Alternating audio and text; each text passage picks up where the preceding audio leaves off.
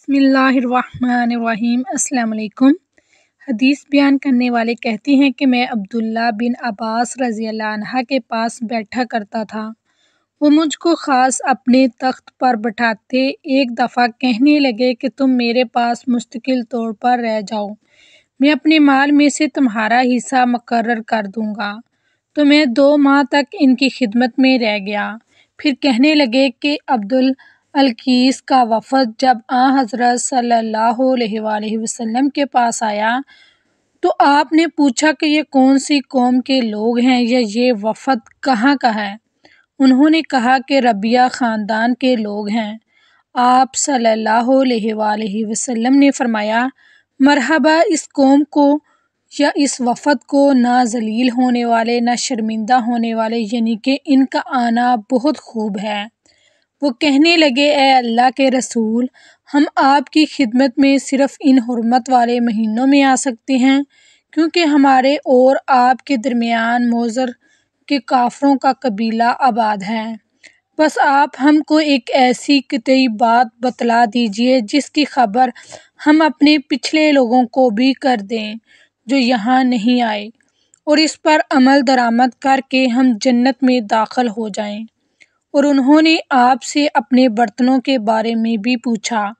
آپ صلی اللہ علیہ وآلہ وسلم نے ان کو 4 باتوں کا حکم دیا اور 4 قسم کے برتنوں کو استعمال میں لانے سے منع فرمایا۔ ان کو حکم دیا کہ ایک اکیلے خدا پر ایمان لاؤ۔ پھر آپ صلی اللہ علیہ وآلہ وسلم نے پوچھا کہ جانتے ہو ایک اکیلے خدا پر ایمان لانے کا مطلب کیا ہے؟ انہوں نے کہا کہ اللہ اور اس کے رسول ہی کو معلوم ہے۔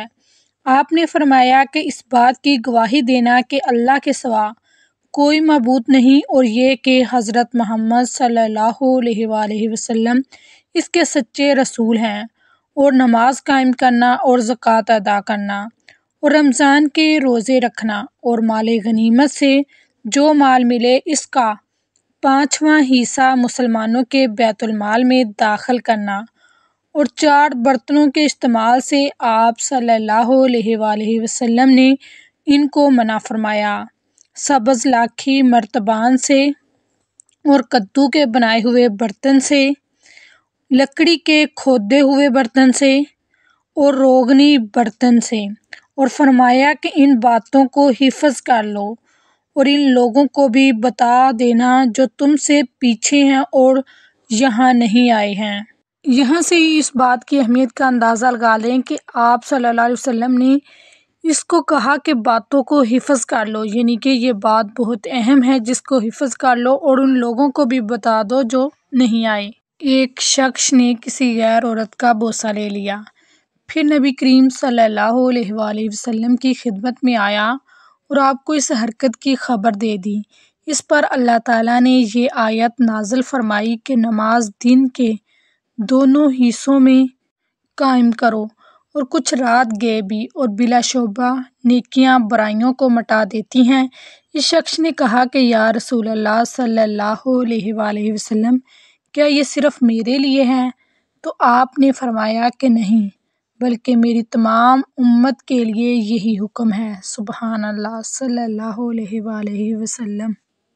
تو پیارے ناظرین، اس حدیث سے ہمیں یہ بات پتہ چلی کہ اگر ہم سے کوئی غلطی یا گناہ سرزد ہو جائے تو ہمیں زیادہ سے زیادہ نیکی کرنے کی کوشش کرنی چاہیے۔